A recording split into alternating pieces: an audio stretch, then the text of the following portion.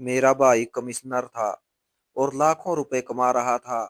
उसने माँ को साथ मिलाकर सारी जायदाद पर कब्जा कर लिया और मुझे, पत्नी और बच्चों को कोरे ठंड में बाहर निकाल दिया। सारी रात सर्दी में ठिठुरने के बाद सुबह ससुराल चला गया तो उन्होंने मुझे थोड़ी जगह दे दी और कहा, यहाँ मकान बना लो। तो मैंने माँ और भाई से कहा, मुझे थोड़े पैसे दे दो ताकि मैं एक कमरा बनाकर गुजारा कर लूं। लेकिन उल्टी गालियां ही पड़ी कि सारी जिंदगी तुमने हमें दिया क्या है। मैंने बच्चों के को साथ लिया और तंबू लगाने के लिए जमीन खोदने लगा तो मेरे होश उड़ गए, क्योंकि नीचे से अपना सामान बांधो और यहाँ से चले जाओ। मेरे सामने जुबान चलाते हो, अब तुम्हें इसका अंजाम पता चलेगा।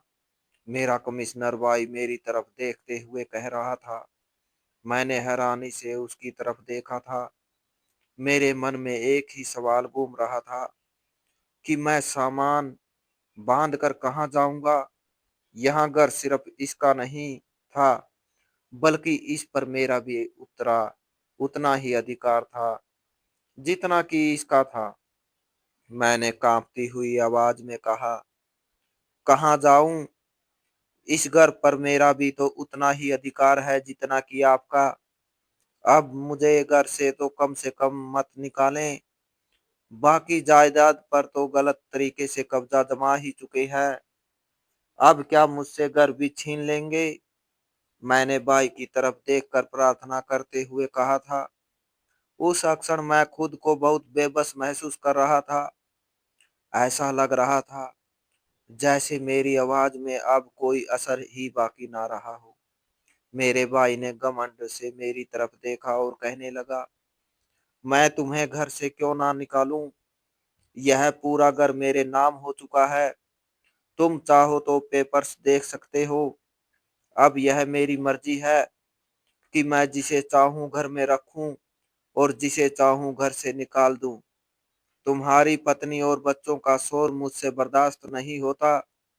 मेरे सर में दर्द होने लगता है, इसलिए मैं तुम लोगों को घर छोड़ने का कह रहा हूँ। भाई के कठोर शब्दों ने मुझे अंदर से तोड़ कर रख दिया था। मुझे विश्वास नहीं हो रहा था कि यह मेरा वही भाई है जिसके लिए मैं रातों को जागा करता था। लोगों के बड़े भाई छोटे भाइयों को पढ़ाते हैं, लेकिन यहाँ पर उल्टा था। मैं छोटा था और मैंने बड़े भाई को पढ़ाया था। पिताजी का देहांत हमारे बचपन में ही हो गया था। संसाधनों की कमी की वजह से जब मैं माँ ने हम दोनों को पढ़ाई छोड़ने के लिए कहा था तो मेरा बड़ा भाई रोने लगा था। वह बहुत ज्यादा बुद्धिमान था और पढ़ लिख कर कुछ बनना चाहता था। माँ से कहने लगा कि मैं पढ़ाई बिल्कुल नहीं छोड़ूंगा, जैसे भी करो, लेकिन मुझे पढ़ाओ। मैं घर की जिम्मेदारियां नहीं संभाल सकता। मुझे भी पढ़ाई करना बहुत अच्छा लगता था।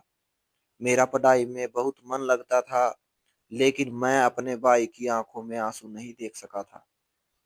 मुझे अपने बड़े भाई से बहुत प्रेम था। मैं तुरंत ही माँ के पास आ गया और कहने लगा, माँ, आप और मैं मिलकर सारी जिम्मेदारियां संभाल लेंगे ना। आप भाई को पढ़ने दीजिए। वह जितना भी पढ़ना चाहते हैं, इन्हें मत रोकिए। इस तरह मैंने अपनी पढ़ाई छोड़ दी थी। भाई पढ़ने लगा था, मैं जमीन और जायदाद का काम संभालने लगा और भाई शिक्षा के मैदान में आगे बढ़ने लगा। उस समय मैं यह नहीं जानता था कि जिस भाई के लिए मैं अपनी शिक्षा, अपने शौक की बलि दे रहा हूँ, कल वही मुझ पर सबसे बड़ा वार करेगा। वही मेरा सबसे बड़ा शत्रु बन जाएगा। इसने तो मेरे सर से आसमान और पैरों के नीचे से जमीन छीन ली थी। मुझे बिल्कुल ही बेसहारा और अनाथ कर दिया था।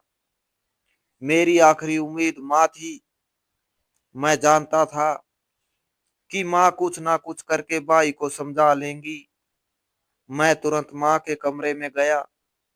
दिल जोर जोर से धड़क रहा था और कदम लड़खड़ा रही थी। मैंने कहा, माँ देखे ना, भाई मेरे साथ क्या कर रहे हैं। इन्होंने सारी जायदाद पर कब्जा कर लिया है। ना जाने कैसे सब कुछ अपने नाम करवा लिया है और अब मुझे घर छोड़ने के लिए कह रहे हैं। मैंने कांपती हुई आवाज में कहा, मैं घर छोड़कर कहाँ जाऊं। आप बाहर सर्दी देखें, मेरे छोटे छोटे बच्चे हैं।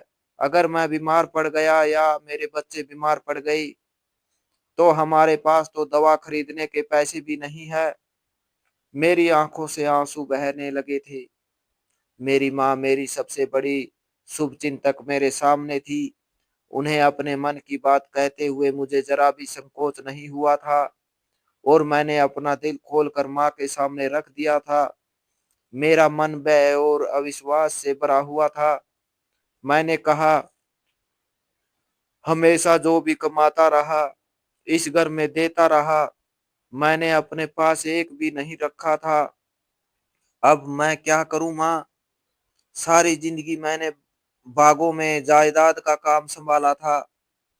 अगर मैं चाहता तो उस समय सब कुछ अपने नाम करवा सकता था, लेकिन मैंने हमेशा हर काम ईमानदारी से किया।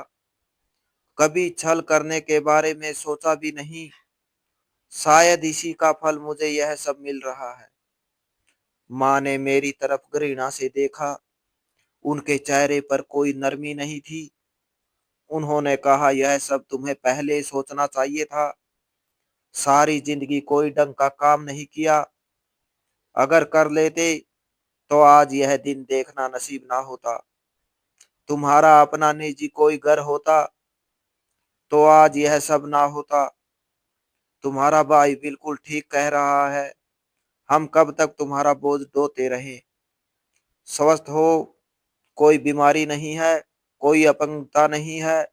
खुद कमाओ और अपने बच्चों को खिलाओ और अपने लिए घर का इंतजाम भी करो।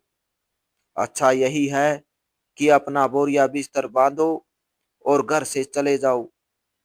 हम तुम्हें परसों तक का समय दे रहे हैं। माँ की बात सुनकर मैं स्तब्ध रह गया। मेरे लिए यह सब अविश्वसनीय था।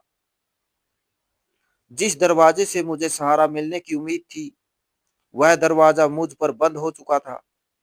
मेरे अंदर तीव्र क्रोध भड़क उठा। मैंने कहा, इस जायदाद पर मेरा भी उतना ही अधिकार है जितना कि भाई का है। मैं इस जायदाद से अपना हिस्सा लेकर रहूंगा और मैं देखता हूँ कौन मुझे घर से निकालता है। यह मेरा बराबर का अधिकार है कि मैं इस घर में रहूं और आधे हिस्से में जो मन चाहे करूं। मेरी आवाज ऊंची होती देखकर माँ को बहुत गुस्सा आ गया। उन्होंने तुरंत आवाज देकर भाई को बुलाया।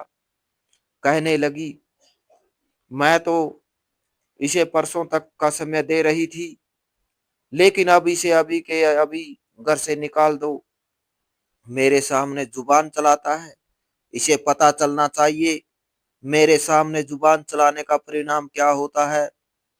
माँ की बात सुनकर मैं हक्का बक्का रह गया। यहाँ से न्याय मिलने की उम्मीद थी, मगर माँ ने तो मुझे पूरी तरह निराश कर दिया था। मेरा भाई तुरंत कमरे में आ गया। उसके चेहरे पर कठोरता और अहंकार साफ नजर आ रहा था। वह कहने लगा, अभी के अभी इस घर से निकल जाओ, वरना तुम पर ऐसा केस करूंगा कि सारी जिंदगी जेल में चक्की पीसते रहोगे। अपनी पत्नी और अपने छोटे छोटे बच्चों के बारे में सोचो। भाई की बात सुनकर मैं हैरान रह गया। खून के रिश्ते मुझे अपनी असल सच्चाई दिखा रहे थे। मैंने कभी सपने में भी नहीं सोचा था कि यह लोग मेरे साथ ऐसा करेंगे। मैं हमेशा से इनके प्रति समर्पित रहा था। मैंने कभी अपने लाभ का नहीं सोचा था। मेरा भाई कमिश्नर था और लाखों रुपए कमा रहा था। इसी ने माँ को अपने साथ मिलाकर सारी जायदाद पर कब्जा कर लिया था। मुझे यह बात अब साफ नजर आ रही थी, मगर इसके बावजूद मैंने कभी किसी से कोई सवाल जवाब नहीं किया था। मुझे इन पर हद से ज्यादा विश्वास था। मुझे लगता था कि यह सब किसी मजबूरी के तहत किया गया होगा। मेरे भाई और मेरी माँ मेरे साथ बुरा करने के बारे में सोच भी नहीं सकते, और यही मेरी सबसे बड़ी भूल थी। पैसे की चमक ने खून के रिश्तों की चमक को फीका कर दिया था। भाई अपने स्वार्थ में अंधा हो चुका था, और माँ अपने कमाऊ बेटे की तरफ हो गई थी। गरीब बेटे के हिस्से में सिर्फ बेबसी और अपमान आया था। हमारे बीच अब कोई भी भ्रम बाकी नहीं रह गया था। मैंने चीख चीख कर भाई को अपने उपकार याद करवाए, जिसके परिणाम में भाई ने मुझे धक्के देकर घर से बाहर निकाल दिया। मेरी पत्नी और छोटे छोटे मासूम बच्चे मेरे साथ थे। कड़ाके की ठंडक थी। ठंडी हवा की लहरें शरीर को चीरती हुई गुजर रही थी।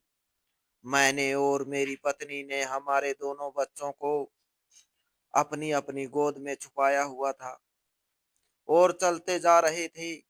समझ नहीं आ रहा था कि किस ठिकाने की तरफ जाएं और कहाँ रात गुजारे। एक दुकान की साइड की नीचे बैठकर हमने पूरी रात गुजारी थी।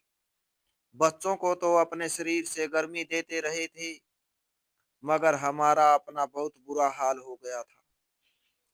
जैसे तैसे करके रात बीत गई थी। सुबह की हल्की सी रोशनी ने आंख खोली तो शरीर अकड़ा हुआ था। सर्दी ने जैसे हड्डियों में घर बना लिया था। मेरे हाथ सुन हो चुके थे, मगर मैं बच्चों के सीने से लगाए बैठा रहा था। रात भर एक पल को भी नींद नहीं आई थी।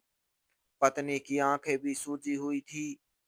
वह बार बार बच्चों के माथे पर हाथ रखकर देख रही थी कि कहीं इन्हें बुखार तो नहीं हो गया। जब सूरज पूरी तरह निकला तो मैंने फैसला किया कि अब यहाँ रुकना संभव नहीं। मैंने पत्नी की तरफ देखा। उसकी आंखों में भी सवाल था। हम दोनों ने एक दूसरे की तरफ देखा और बिना कुछ कहे फैसला कर लिया कि अब ससुराल जाना ही एकमात्र सहारा है। हमने बच्चों को संभाला और रिक्शे में बैठ गए। रास्ते भर दिल अजीब बोझ से दबा रहा। दिमाग में हजारों विचार घूम रहे थे। मैं सोच रहा था कि अगर वहां से भी निराशा मिली तो फिर कहाँ जाएंगे। पत्नी चुप थी, मगर उसकी खामोशी बहुत कुछ कह रही थी। जब हम ससुराल पहुंचे तो उन्होंने हमें देखकर आश्चर्य प्रकट किया। उन्होंने हमारा हाल पूछा, हमें बैठने को कहा, पानी पिलाया और फिर बच्चों के लिए भोजन का प्रबंध किया गया। मेरी आंखों में आंसू आ गए। जिन लोगों से मुझे ज्यादा उम्मीद नहीं थी, वही लोग इस समय मेरे गांव पर मरहम रख रहे थे। ससुराल वालों ने हमसे पूरी घटना सुनी। वह भी दुख प्रकट करते रहे। मेरी सास खुद भी अपने बेटे और बहुओं के सामने विवश थी, मगर फिर भी उन्होंने हमारे लिए दिल में सहानुभूति रखी। उन्होंने कहा कि हमसे जितना हो सकेगा हम करेंगे। मेरे साले वाकई बहुत अच्छे निकले। उन्होंने बहन की मजबूरी देखी। उन्होंने आपस में विचार विमर्श किया और फिर मुझे 2 मरला जमीन दे दी। कहने लगे कि यहाँ अपनी मेहनत से कमाकर घर बनाओ और यही रहो। हम इससे ज्यादा कुछ नहीं कर सकते। मेरा दिल भर आया। मैंने उसी समय उनका धन्यवाद किया। मैं इनका सारी जिंदगी के लिए ऋणी हो गया। इतनी सी जगह भी इस समय मेरे लिए महल से कम नहीं थी। कम से कम अब हमारे सर पर खुला आसमान तो नहीं था। मगर खुशी ज्यादा देर कायम ना रह सकी। जमीन तो मिल गई थी, मगर घर बनाने के लिए पैसे नहीं थे। मेरे पास ना ईंटों के पैसे थे, ना सीमेंट के। दिल ने बहुत हिम्मत की। आखिरकार एक बार फिर भाई और माँ के सामने जाना पड़ा। मैंने उनके सामने हाथ जोड़कर कहा कि आपने मुझसे सब कुछ छीन लिया है, सारी जायदाद अपने नाम करवा ली है। बस इतने पैसे दे दीजिए कि मैं एक चार दीवारी और कमरा बना सकूं। मेरे ससुराल वालों ने मुझे दो मरला जगह दी है। मेरी ये बात सुनकर मेरा भाई हंसने लगा। उसने मेरा मजाक उड़ाया, कहने लगा कि हम तुम्हें 1 रुपया भी नहीं देंगे। 2 मरला जमीन लेकर खुद को ना जाने क्या समझने लगे हो। उन्होंने मुझे अपमानित किया और धक्के देकर घर से निकाल दिया। मैं चुपचाप वापस आ गया। दिल पूरी तरह टूट चुका था। अब किसी से कोई उम्मीद बाकी नहीं रही थी। मैंने निश्चय कर लिया था कि अब किसी के सामने हाथ नहीं फैलाऊंगा। मैंने पत्नी, बच्चों को साथ लिया और उस 2 मरला जमीन पर आ गया। मैंने पत्नी से कहा कि हम किसी पर बोझ नहीं बनेंगे। ससुराल वालों ने हमारे लिए जितना कर दिया है वह बहुत है। अब बाकी जिंदगी हमें खुद ही गुजारनी थी। मैंने सोचा कि अस्थाई तौर पर तंबू लगा लेते हैं। आखिर दुनिया में सब लोग तो महलों में नहीं रहते। बहुत से लोग झोपड़ियों में भी जिंदगी गुजार लेते हैं। हम भी गुजारा कर लेंगे। मैंने तंबू लगाने के लिए जमीन पर निशान लगाया, फिर कुदाल उठाई और खुदाई शुरू कर दी। पत्नी बच्चों को एक तरफ बिठा दिया। वह खामोशी से मुझे देख रही थी। जैसे ही कुदाल जमीन में गड़ी तो अचानक एक अजीब सी आवाज आई। मैं रुक गया। दोबारा जोर लगाया तो जमीन नरम नहीं रही थी। मुझे हैरानी हुई। मैंने दोबारा खुदाई की तो कुदाल किसी कठोर चीज से टकरा गई। मेरे दिल की धड़कन तेज हो गई। मैंने हाथों से मिट्टी हटानी शुरू की। पसीना माथे से बहने लगा। जैसे जैसे मिट्टी हटती जा रही थी, मेरा दिल बैठता जा रहा था। मेरी आंखें आश्चर्य से फैल गई थी। मेरे होश उड़ गए, क्योंकि जमीन के नीचे से कुछ ऐसा निकल आया था जिसकी मुझे बिल्कुल भी अपेक्षा नहीं थी। जैसे ही मैंने हाथों से मिट्टी हटाई तो नीचे से एक पुरानी सी मिट्टी की हांडी कलश दिखाई दी। हांडी देखते ही मेरे हाथ रुक गए और दिल जोर जोर से धड़कने लगा। मैंने धीरे से उसे बाहर निकाला तो उसका मुंह मिट्टी से बंद था। पत्नी भी पास आ गई। हम दोनों ने एक दूसरे की तरफ देखा। फिर मैंने हांडी का मुंह खोला तो मेरी आंखें आश्चर्य से फैल गई। इसके अंदर तरह तरह के गहने थे। सोने की चैनें, कंगन, बालियां और कुछ पुराने सिक्के भी रखे हुए थे। मैं कुछ पलों तक स्तब्ध रह गया। मुझे विश्वास नहीं आ रहा था कि हमारे लिए यह सब कहां से आ गया। पत्नी ने तुरंत बच्चों को पास बुलाया और हांडी को कपड़े में लपेटकर एक तरफ छुपा दिया। हमें डर था कि कहीं किसी की नजर ना पड़ जाए। उस रात हम दोनों सो नहीं सके। मन में बार बार यही विचार आता रहा कि यह सब वाकई हमारे लिए है या कोई परीक्षा। अगले दिन हमने फैसला किया कि फिलहाल एक ही गहना बेचेंगे ताकि जरूरत पूरी हो जाए। हम एक सोने की चैन लेकर सुनार के पास गए। सुनार ने चैन को ध्यान से देखा और कहा कि यह काफी पुरानी मालूम होती है। मैंने दिल मजबूत करके कहा कि यह मेरी माता जी की चैन है और मजबूरी के कारण बेचनी पड़ रही है। सुनार ने चैन का वजन किया और अच्छी खासी कीमत लगाई।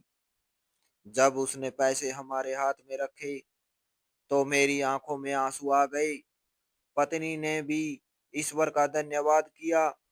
हमें ऐसा लगा जैसे अंधेरे के बाद अचानक रोशनी मिल गई हो। हमने इन पैसों से पहले बच्चों के लिए अच्छा खाना खरीदा।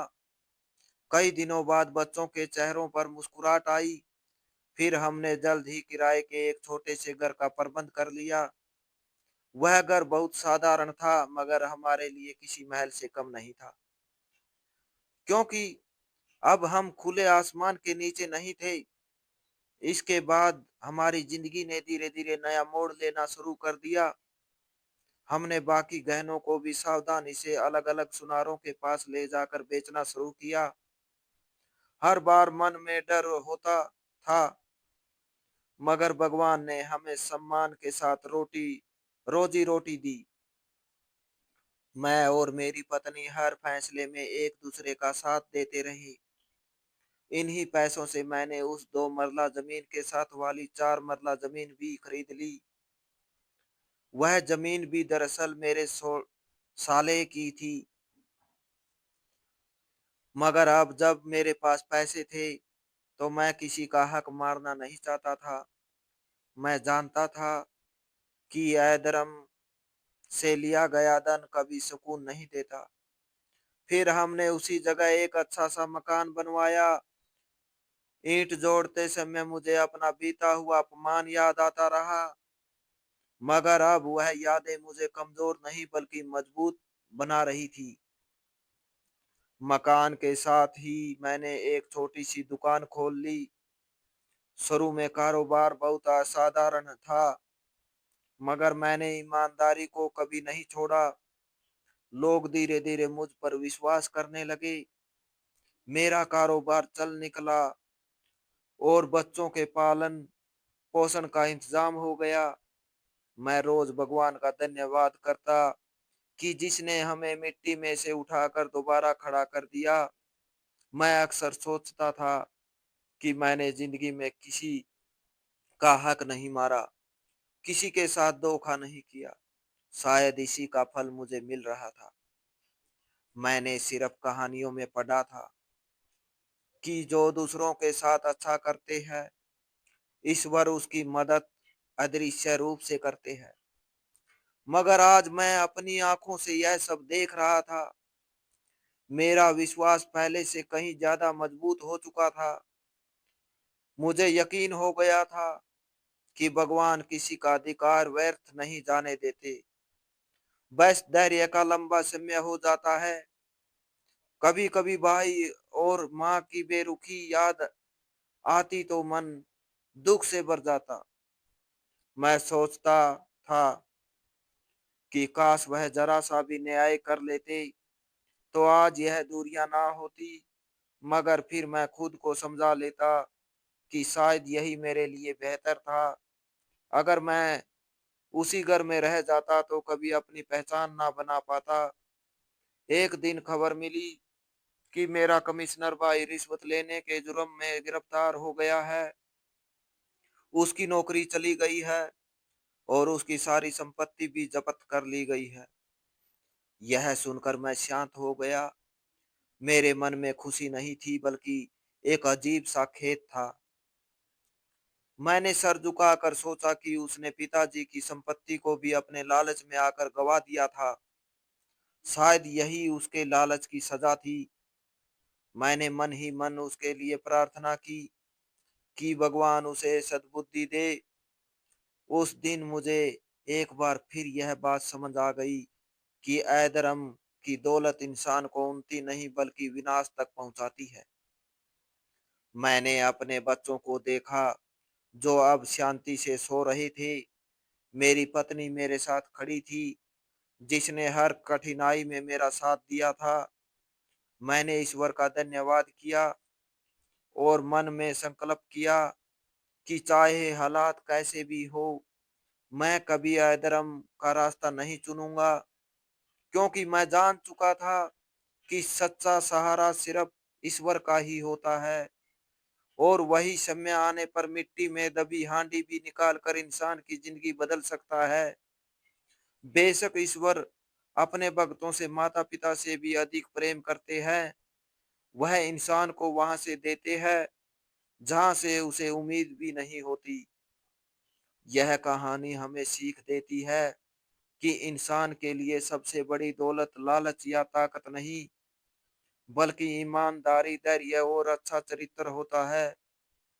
जो लोग अपने करीबी रिश्तों के अधिकारों को कुचलकर धन और पद हासिल करते हैं, वह अस्थायी तौर पर कामयाब नजर आते हैं, मगर अंत अपमान और नुकसान ही उनका भाग्य बनता है। इसके विपरीत जो व्यक्ति कठिनतम परिस्थितियों में भी सच्चाई, ईमानदारी और दूसरों के अधिकारों का ख्याल रखता है, भगवान उसके लिए वहां से सहायता भेज देते हैं जहां से उसे गुमान भी नहीं होता। यह कहानी यह भी सीख देती है कि किसी का हक खाना अस्थायी लाभ तो दे सकता है, मगर शांति कभी नहीं देता। जबकि धर्म की कमाई और धैर्य आखिरकार सम्मान, शांति और सफलता का वो कारण बनते हैं। तो दोस्तों, इस कहानी को लेकर आपकी क्या राय है, कमेंट बॉक्स में कमेंट करके जरूर बताएं। और अगर आपको हमारी आज की कहानी अच्छी लगी हो तो प्लीज इसे लाइक जरूर करें। अगर आपने अभी तक हमारे एसके की जुबानी 2.0 चैनल को सब्सक्राइब नहीं किया तो जरूर कर लीजिए। तो मिलते हैं ऐसी ही एक और मोटिवेशनल कहानी के साथ। Thanks for watching.